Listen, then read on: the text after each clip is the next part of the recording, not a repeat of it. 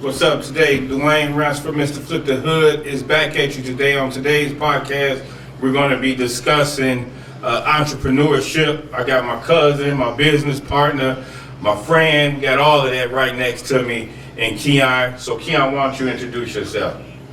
My name is Keon Frazier. Like Dwayne said, we do a few business ventures together. Just an entrepreneur, always trying to get my hands in things that can be profitable and to help my people, employ people, things of that nature. I go by Harborside Hove because I, pattern myself after a lot of people that I see, and I try to pull and learn from as many people as I can, and Dwayne is one of them speakers. That's what's up. So tell me a little bit about your entrepreneur journey and what made you, realize that, hey man, I'm ready, I want to do this, step out and do my own thing. Well, first and foremost, our cousins, older cousin, BJ, always pushed into my head, you don't want to work for nobody, cuz get your own, do this and that. And actually when I was in college, my plan was to go into business with him, doing real estate. He had just started and had some success with it. And he ended up tragically getting shot and paralyzed, so that changed the plans. But I always kept it in my mind that, I wanted to keep his legacy going as far as what he was trying to do. And I know I was probably 19, 20 years old when we was having conversations. Right. I was trying to learn from you because you were into the same thing. So anyway, when I graduated, I was here for about 6 to 8 months. Then I ended up moving to Indianapolis, getting a job. But I'm a thinking person, and I always think if somebody else can do something, I can figure out how to do it. Absolutely. So just working for people really wasn't ideal for me because I always, thought I was smarter than them or just that smart. I had a degree in psychology. I was working with troubled kids, and I always wanted to do something to help, like my city, inner city youth. So I got with some partners that was working together, that I was working with rather, and we started a mentoring company called Vantage Point Child and Family Service, and this was 2014. Okay. And there wasn't a lot of money in it, and then we had a contract with a company called Choices, and like I said, it wasn't a lot of money to be made, but it was the grind. Some days I would go to work and be ripping and running 3-4 hours. Leave the house at 8:30, and might not get back to 9 or 10 p.m. But it was just building our brand, building relationships. So in 2016, we ended up getting a contract with the state, and that opened up a lot of things for us. So we transformed into not just a mentoring company, just a full-blown agency where we do anything that serves people, anything they need as far as tutoring, mentoring, case management, supervisor, we just do it all. So once we got that to a level where I was able to leave my job, kind of be more in an oversight role with that, I just reverted back to the original plan. So then I started, seeking out mentors in the real estate game that could show and teach me. And I said, I have time now, this business is going well, this is something I want to do. So it was just a progression, once I was able to get in a position where I was comfortable and doing well enough to branch off into more things, I just kept adding more and more to my plate. That's what's up. So question, I know if you're anything like me or most entrepreneurs, you always get to that point to where it's like, man, should I give up? Is this really what I should be doing? Should I go back? I got this degree. Should I go back to corporate America? Like, did you ever have that? I don't know if this entrepreneur journey is for me. I did, but I also, like I said, I'm a confident person, sometimes to a fault. That's probably what my mother would say. But I had got so frustrated with my job and how they was treating me and how I felt like I should be treated that I just, one night, man, I'm sitting up there drinking Hennessy. I just sent the email resigning. Wow. And I was like, so was it Hennessy talking or was it you talking? It was a little bit of it all, Right. But I sat there and looked at it for about 10 minutes and then pressed in. I was like, man, it's my 30-day resignation. So with that, I put so much pressure on myself because, like I said, the company wasn't doing great then, but I was only able to do part-time. So I said, hey, if I don't have no job and I can do this full time and really, really get out here and promote myself, promote my own company, give my company this 8, 10, 12 hours a day. Exactly. I just felt like it couldn't do nothing but be successful. That's what's up. So you had the Hennessy. The Hennessy told you to put in your resignation. You put that in. After you did that and you going along with, did it ramp up right away, or how long did it take to, kind of ramp up? It didn't ramp up right away, but I mean, it was a blessing. Probably shortly after, we started to get more and more cases. But the thing was, I was holding myself back as well by working, because a lot of the kids that I was actually seeing myself, I could only see them at certain hours after I got off work. Right. I could only see them a certain amount of hours to fit my schedule. So I was holding myself back in that way too. So now that I didn't have to work, I was able to see them more, which, bring more money, and also, like I said, build better relationships, because you actually, every day is an interview. So people are seeing you work with these kids, they seeing the impact you have on them, which is gonna make them send you more and more cases. That's what's up. That's what's up. So another question. So you started that, you did that. At what point did you say, man, I want to venture off and do something else? Like, it's time for me to, explore other horizons and jump out there. Like I said, when I started to, basically when we started to employ, I don't know, we had about 20 some people that came on as contractors with us. And for me, if I was seeing 8 or 9 cases, I could get them off to other people, which wouldn't bring as much money to me, but it freed up more time. Right. So the more we all know time is money. Yeah, so I'm Definitely. very, very peculiar with my time. I'd like to maximize every minute of the day. So again, I'm thinking, okay, I don't have to see cases anymore. We employed enough people that we can get them cases, and they kept coming in. Like right now, we probably employ over 70 people. 70 people? Yeah, just with my mentoring agency, and most of Wow. them are, black and brown people, which some I'm proud of. That's So what's up. when I got to a point, like I said, where I was able to take my hands off and just kind of oversee, now I'm sitting back, I'm not ripping and running, seeing clients. Now I'm in the same position. I got more time to put that time into something else, which was real estate is next. Right. That's what's up. So you're doing real estate, and you like, okay, I enjoy this. Like, what other entrepreneur journeys are you on? After real estate, I had an idea a few years ago of bringing a bar to the neighborhood. Okay. So that was something that we partnered on, and Rollo's Cocktail Lounge. Shout out to Rollo's Cocktail Lounge. Yeah. Shout out to Rollo, our cousin, Yeah, our that's, first cousin. Yeah, that's the name. My cousin, closest person to me at the time, was 19 years old when he passed away, and I named the bar in his honor. So that was next. I mean, from that came Smoke City, where we at now filming. So I'm like, actually, Ain't no time. yeah, I'm anxious to see what's next for myself, honestly. Right. So, if you, again, like me, people, my daughter say her kids at school be like, what do your daddy do for a living? I just say, baby, tell them I'm a serial entrepreneur, right? Like, I do different things. I got, numerous businesses, retail businesses, from the smoke shops to, several Boost Mobile stores. And a lot of people like, man, when did you know that you was gonna be an entrepreneur?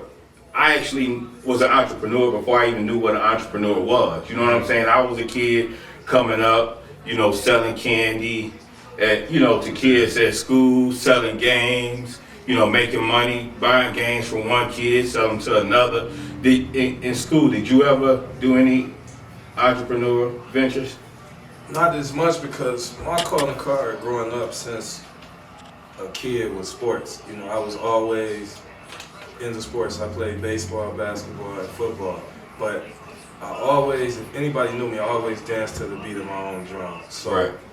just entrepreneurship was made for me. Like when I was working, I had got a couple promotions, and one of the things that I had to do. And when I say working, that's just the job I was on the longest.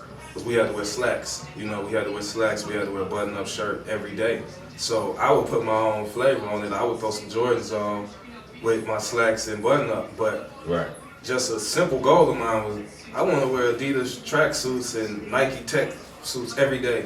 Unless I got a meeting or something that called for it. So it's just all the way. That just was a small goal, and that just let you know my mentality. Like I never really wanted to be in a box where I have to listen or abide to these rules from this company, and I can't post this, I can't say this, I can't really be myself because of the position I'm in as far as who I'm working for.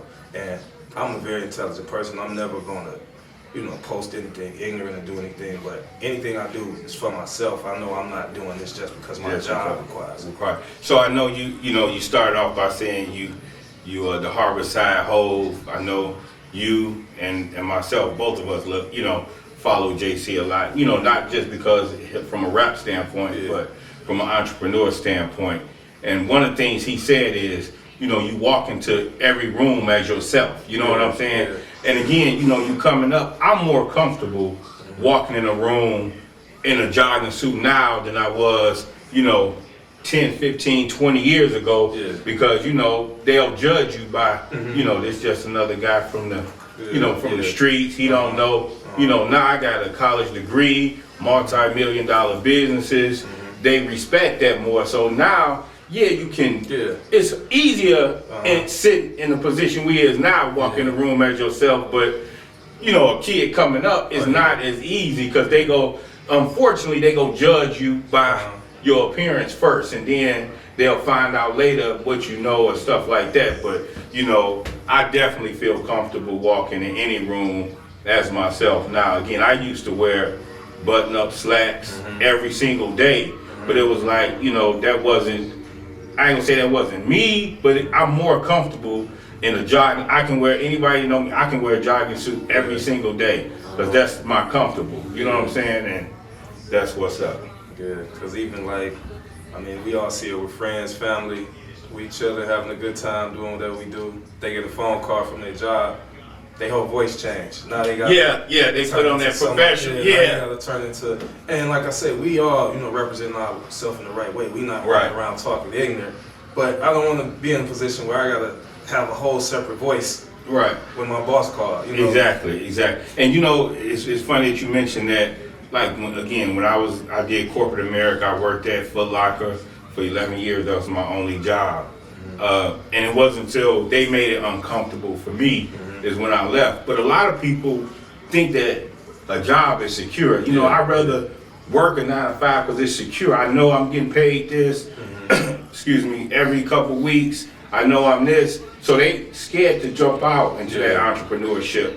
Why don't you, touch on that? What's your thoughts on that? Well, like you said, they made it uncomfortable for you, which we all got to find what motivates us. We all got to be smart. You'll know when the time is right. Like you said, a young man or whatever who's just getting into his own business, you may not want to walk into meetings with jogging suits on. But as you become established, you got relationships, people know you, then you can kind of loosen up and be yourself a little bit.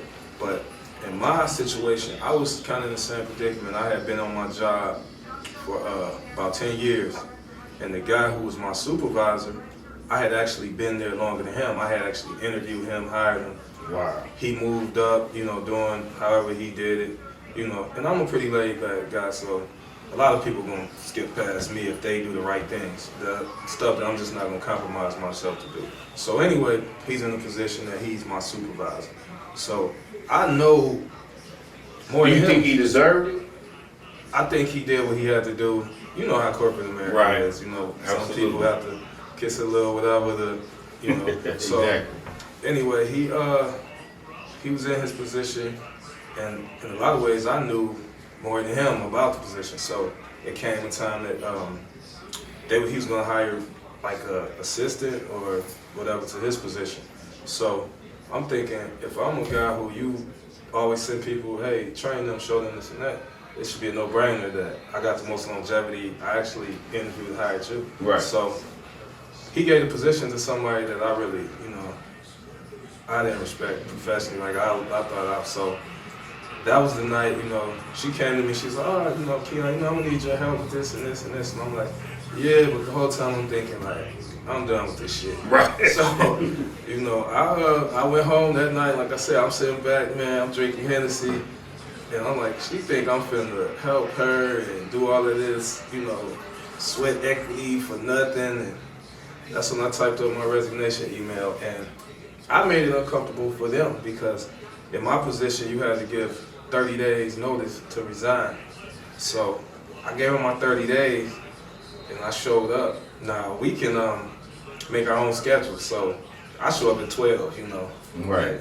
I could come when I can. So they told me, hey man, get all your stuff done and you could be gone in 2 weeks. Right, Or exactly. a week. So I was like, cool, you know what I'm saying? So that's what motivated me. And like I said, as far as the being scared to, or you know, the comfortability of a job, like leaving that, it's all up to you and knowing when it's right. You gotta move smart. You might have to have some money put up or say, hey, even if I leave now, I can use my retirement to get me by until my business start to take off. But you'll know when the time is right. Like I said, you don't want to just move foolish and just say, hey, I'm quitting my job, I'm about to sell popcorn or something, you know. And so, you know, it works. Some people just, you got to make sure you got the right scenario and the right situation. Right, that's what's up. Yeah, again, with me, I was moving up in corporate America, doing a great job, and the upper management shifted. So the guy, my district manager that I was real close with, he got moved to a different, actually he was terminated. Okay. So of course I was one of his favorites. So the new,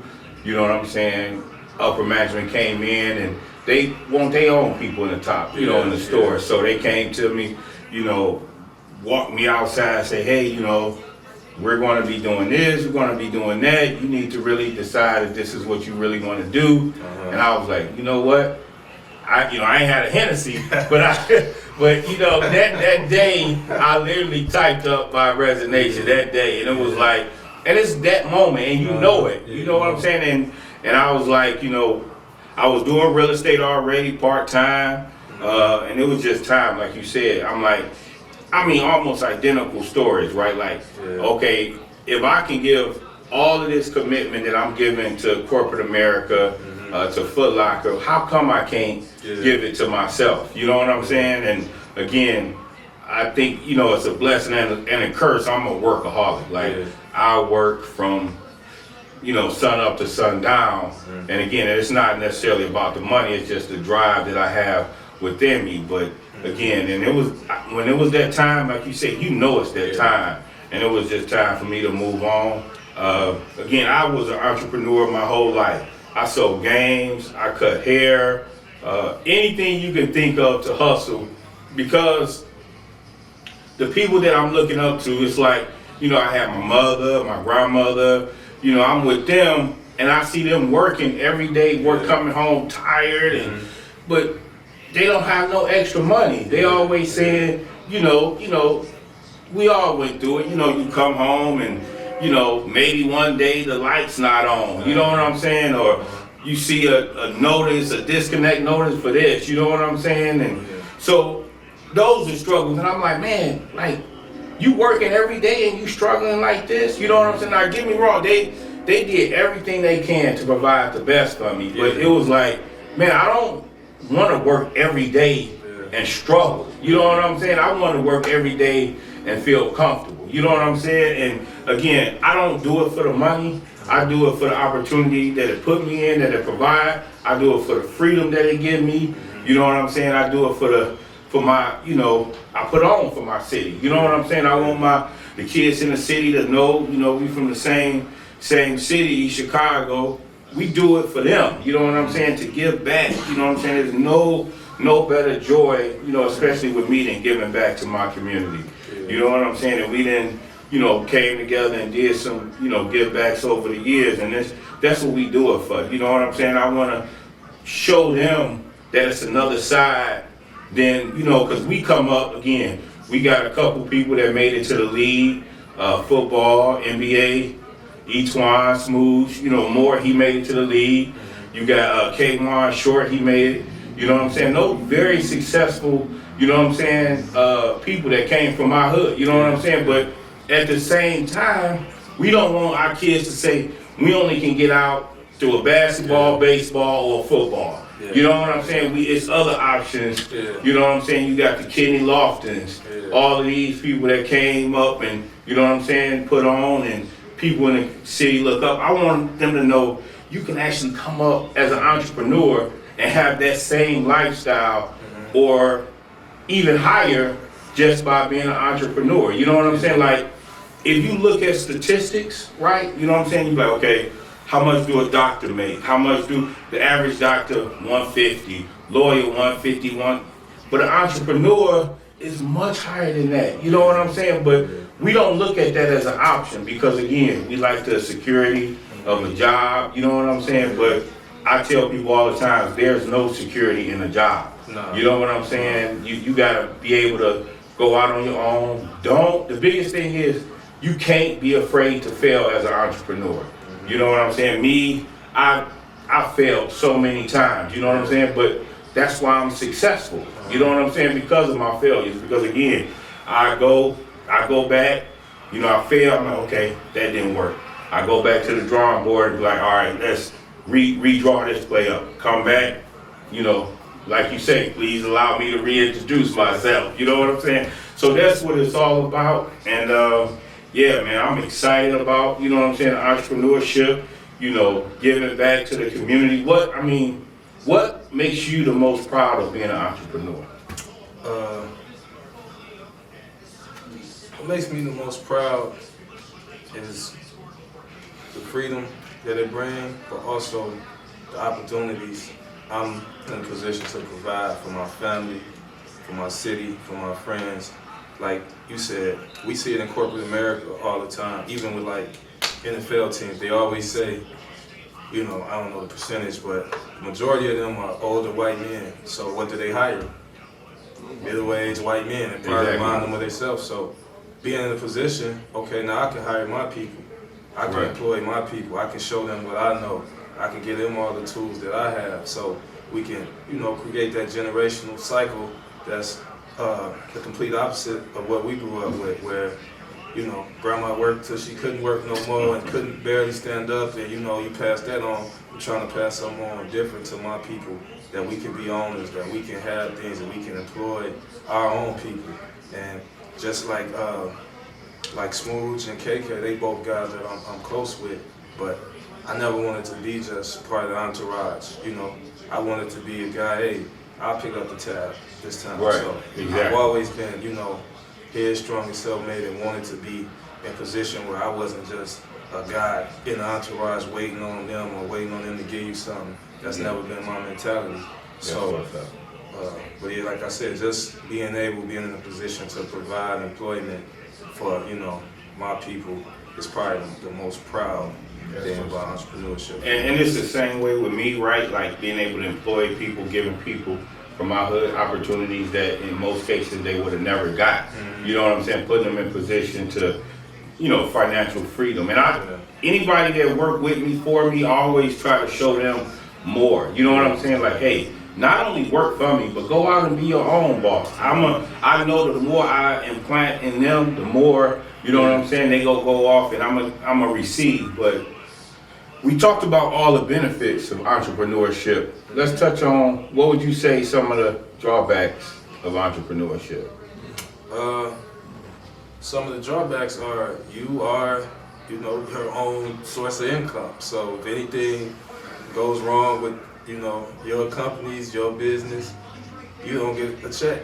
You know, so like we about, I don't know, a year and a half ago or something, it was some changes going on with the state at the time. You know, the state was my main source of income, the funding for the mentoring agency, and through these changes, they weren't cutting any checks. They had some audits they was figuring out. So I literally didn't get a check for about 90 days. Please. So how did you maintain? How did you work through that? Just from building the reserves, saving, being smart, I was able to maintain through it. And then the money, you know, that we were owed, we were going to get, but it was just when they opened their books to give it. So now I sustained for 3 months without getting one check, but after these 90 days, I get 3 months worth of checks. Right, but I know from experience and from other people, that will literally put a business out of, you know what I'm saying, put a company out of business, because if you're not generating that income, But we were able, and this is another thing, that was the state. So we got contracts with 4 different companies. The state is just the biggest. So what we did as owners, we didn't take a check, but through the other contracts we had from the other 3 agencies, we were still able to pay our contractors and our employees. So it worked itself out, but I say this to say that the ugliest part is you don't have that security. Right. I mean, McDonald's employees are going to get paid regardless what McDonald's sell for the day. Right. You're getting the same check, whatever the hourly rate is. But when you're taking all the risk, you get all the reward, but you also get all the blowback as well. Right. You know? Right. And a lot of people, again, don't understand that aspect. It's going to be some peaks and valleys in business and in entrepreneurship. Like, you know, for me, what I realize is the biggest downfall from being an entrepreneur is the sacrifices that, you know what I'm saying, that come along with it. You know, you go like Kobe, you know, shout out to Kobe. You know, I follow him a lot. One of the things he said is, you can be successful, but you go give up a lot in being successful. You're not gonna be, you can't be a great friend being successful, because you ain't gonna be able to spend time. Your friends will be like, hey man, let's go out. A great friend gonna be like, let's go. You know what I'm saying? But somebody that's trying to be successful and doing their entrepreneur, like, man, I'm still in the office grinding to get this paperwork in, or, you know what I'm saying? You might not be a good father, the best father, you know what I'm saying? You gonna have to sacrifice that time with your kids, with your wife. So it takes literally a family to understand. Like I tell my kids all the time, I appreciate y'all making the sacrifices and allowing the sacrificing your daddy to be able to provide for so many people and giving back to the community, because you are making that sacrifice. You know what I'm saying? And that's the unfortunate part of it. You know what I'm saying? TDJ's got a saying, he was like, you know, something to the effect of, you can be a great businessman, but you can't necessarily be a great husband or father. You can't, it's hard to be both. But you gotta keep balance. I ain't say you gonna be the worst of the fathers and the husbands and the, you know what I'm saying, best friends, but it's gonna definitely be sacrifices, because it's all on you. You know what I'm saying? Like I tell my kids, you know what I'm saying? Like you got 70 people, you know, counting on you. Like I tell my kids, baby, I got 70, over 50 people counting on me to make sure I meet payroll every 2 weeks. You know what I'm saying? And that's a lot of, you know what I'm saying, stress and weight on our shoulders as entrepreneurs. You know what I'm saying? And again, a lot of times, we don't have nobody to fall back on. You know what I'm saying? Or go to. It's like, man, it's on us. So, you know, and a lot of times, again, as an entrepreneur, it's like everybody problem ultimately is your problem. You know what I'm saying? And why do I say that? If one of your employees, kids sick, you gotta check on them. You gotta make sure, you know what I'm saying? If they sick and they can't come to work, that's your problem. You gotta find somebody. So again, all of those are the other sides of being an entrepreneur that you gotta be ready for. You know, everybody say, you drive a nice car, you got a nice house, you can travel this, but you know what I'm saying? Heavy is the head that wears the crown. You know what I'm saying? And just understanding it's 2 sides to it. But by no means am I saying it ain't worth it, right? You know what I'm saying? Because all of the greatly outweighs, you know what I'm saying, the bad part of it. But that's a good and an accurate point you made about you definitely going to sacrifice a lot. I mean, regardless of what I do, traveling, bar, whatever I do for, you know, enjoyment, my best times is when I'm with my family, we playing cards. Right. A little bit of nothing, but it's just that time with them is some of the best times, you know, to me. And I can just chill, relax, but I don't get to do it as much as I once did because I'm involved with so much.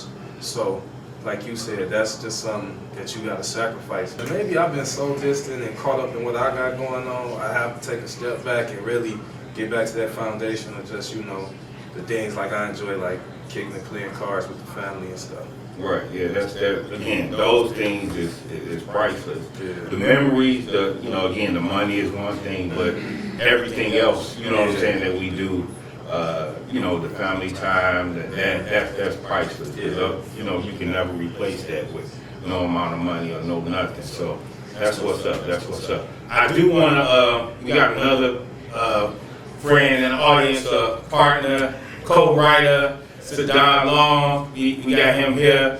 We gonna try to bring him on for a minute to the podcast in just a minute. I just wanted to send some love his way, talk to him. We gonna bring him in.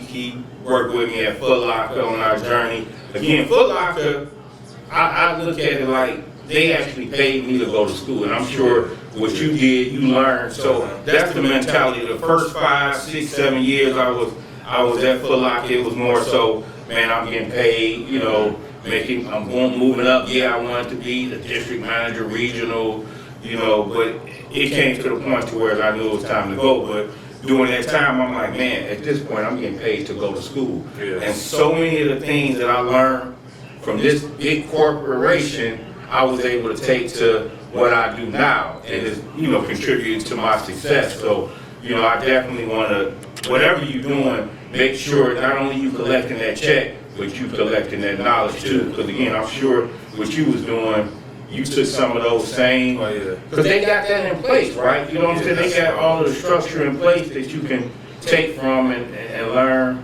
And my mentoring agency was in the same field, so a lot there you go. Relationships I built and everything, when I was able to branch off and start my own, a lot of them relationships was built at that company. There you go. So that's what made the transition as smooth as it was. Right.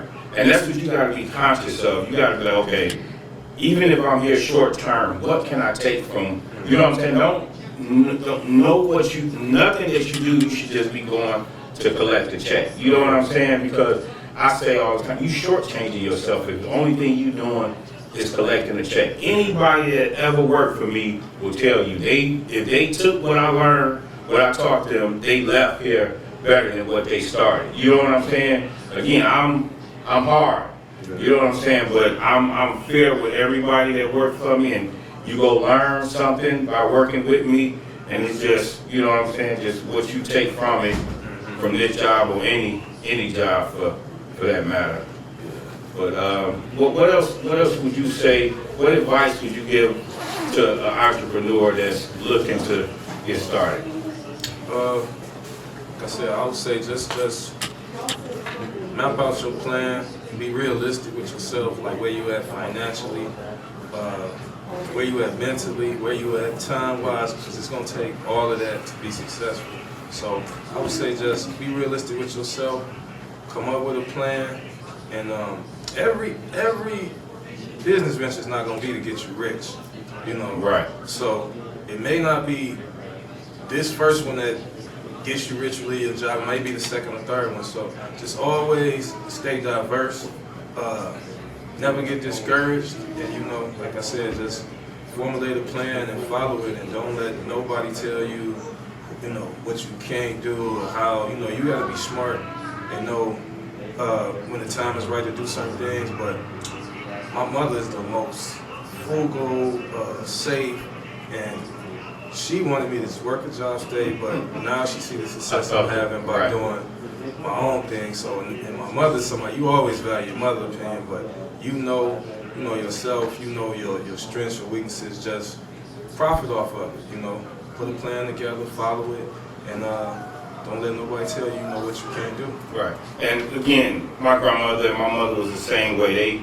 I was making great money at Foot Locker, especially at the time. I'm 21 years old, making $65,000 a year, so they looking at like, man, that's great money. Why would you leave that to go to the unknown? You know what I'm saying? But again, we know our potential, and we know what we're capable of doing. It's just You know, you gonna have a lot of people, and the biggest thing I want to say about businesses, or one of the things, you gotta have a business that's gonna outlast the support of your family and friends, right? You know, because the first time, soon as you get started, all your family and friends is gonna be there to support you.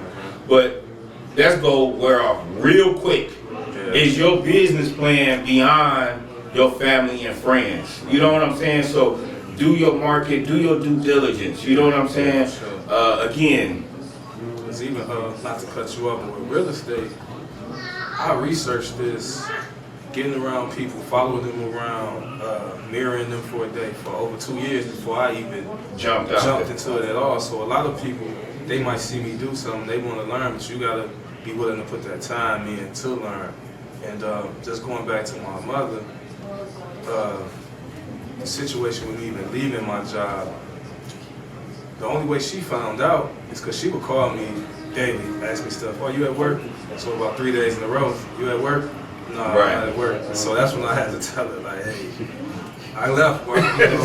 I left at the time making about $60,000, but then I could come to her now last year and say, hey, Mom, the accountant appraised our mentor agency at $4 million, and I own a third of that. So, you know, it all worked itself out. That's what's up. And again, and nothing is wrong with, you know, the mother wanting you to be safe. Yeah. You know, they just got nothing. You know what's best for them and what they think. You know what I'm saying? That's what we grew up on. Yeah. So that's what's up. But again, the entrepreneurship. Like, what do you see yourself doing next? Like me, I kind of look at trends and looking like, okay, I see this going on. Let me research this and let me research that. What do you see, you know what I'm saying, possibly next coming from Harborside Home? Like we talked about, I think my next venture is these Airbnbs. I think I'm really trying to dive into that next. After that, I don't know. Yeah, but I do think just with the trend and and I've actually been researching this for about a year, but I think Airbnbs will probably be the next wave for me. That's what's up. And again, Airbnbs, they gonna be here to stay, right? Yeah. You know what I'm saying? It's something that people always go need a place to stay on an alternative to the hotel. People will get an Airbnb just because of the experience and not even consider getting a hotel. Like, oh, this weekend I want to go to a different house, and you know what I'm saying? But they wouldn't even thought about that. Oh, I want to go to a hotel. You know what I'm saying? That's not an option. So, you know, a lot of people think Airbnbs is taken away from hotels, but it's a different alternative. You know what I'm saying? A whole different experience. People go to, you know, Airbnbs for the experience in a lot of cases. Yeah, and you got so much, like, with this pandemic, I mean, people been locked down, people haven't been able to travel, people don't want to do big nightclubs and stuff. They may just want to get away with a select few people, and that's where Airbnb come in, or even with all of the travel work going on, travel nurses and people are going everywhere to work. They need somewhere to stay, and a lot of people want that comfort of a home, apartment, condo than a hotel. Right, exactly. So yeah, I definitely think that's pandemic proof. You know what I'm saying? And I try to do, when I look at a business, I look at, you know, when I start a business, I look at kind of the longevity in it, right? Like, is it gonna be here 7, 8 years from now? Another thing I try to do is stay well diversified. You know what I'm saying? Because again, like you said, you had one business that 3 months you wasn't making no money. If you didn't have that reserve, realistically, you could have been out of business. You know what I'm saying?